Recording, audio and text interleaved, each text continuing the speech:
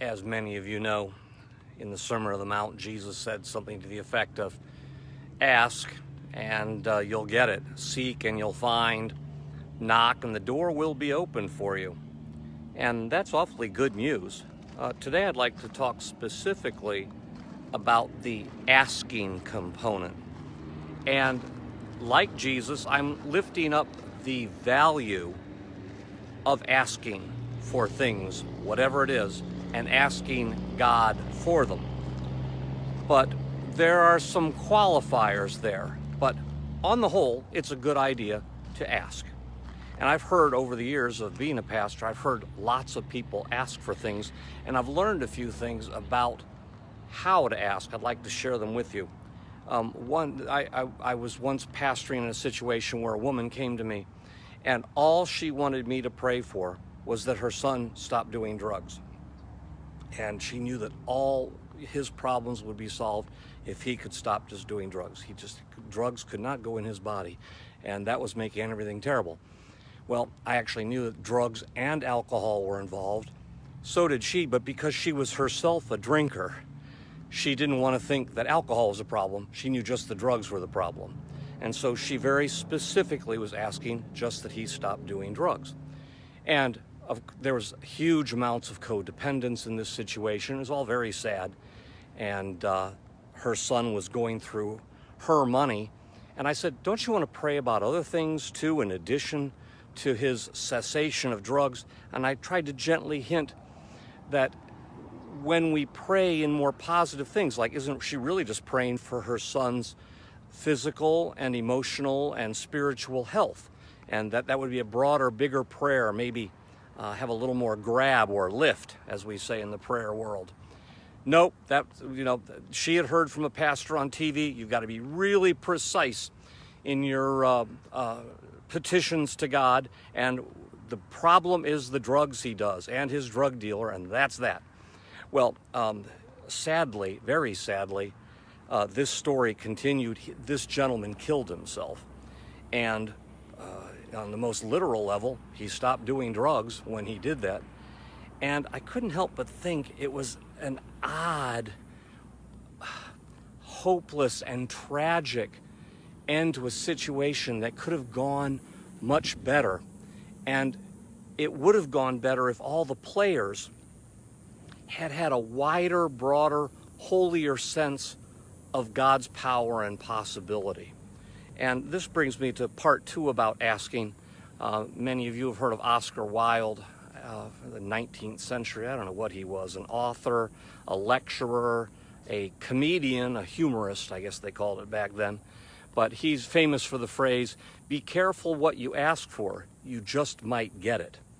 And corollary to that from Oscar Wilde was something along the lines of, more tears have been caused by prayers answered than unanswered. So it's something actually to kind of think on and pray on. Now, at this point, you might be saying, well, that makes it sound kind of dangerous to ask God for things.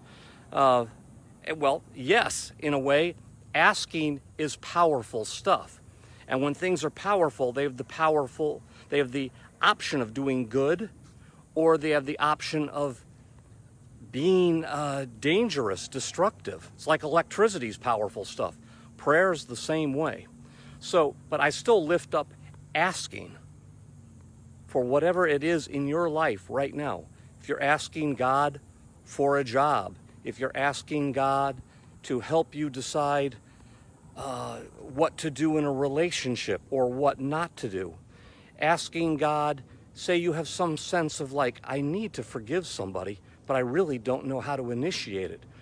Or you know that this would require a humility on your part or a vulnerability that's unfamiliar to you or something you're unaccustomed to. So what you would need to do is ask God to give you the strength to be vulnerable in that situation. I had a situation here where I had to basically admit to a parishioner I couldn't remember her name. The whole time knowing her name was in my phone someplace, and if I had gone through the 2,700 contacts in my phone, I would have found her name. But I had to just come right out and say, memory's never been my thing. I need to ask you. I needed to say, I'm I forgot, I made a mistake, I made an error, and I want to improve it. And I want you to help me with that. Asking does help. So ask boldly, ask for the things you want, the tangible things, and know that you'll get them. But here's the final thing I want to say about asking. Asking is going to go a whole lot better if you, listen carefully, ask God what to ask for. Because if you just say, God, all I want is a Gulfstream jet, the weird thing is, you'll get one. You think, wow, is that true? Great. Can't wait till this live stream's over. I'm gonna get right down on my knees. I'm gonna pray every day till I get a Gulfstream jet. Well, yeah, but then all you'll have at the end is a Gulfstream jet, which Jesus says in the same Sermon on the Mount, where he talks about the value of asking, that if you put your heart and treasure in the wrong place, you're worse than dead. You don't. So be careful what you ask for. And how to be most careful about it is simply to ask God what you should be desiring. It sounds so simple, but actually it takes a lot of courage. And it takes whatever faith we have to do that. And then that faith is increased in the prayer.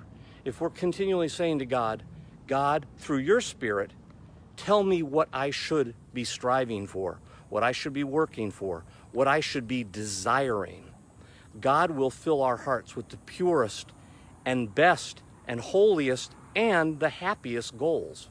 So, asking really pays off. And know that one way or another, pretty much whatever you ask for, you're going to get.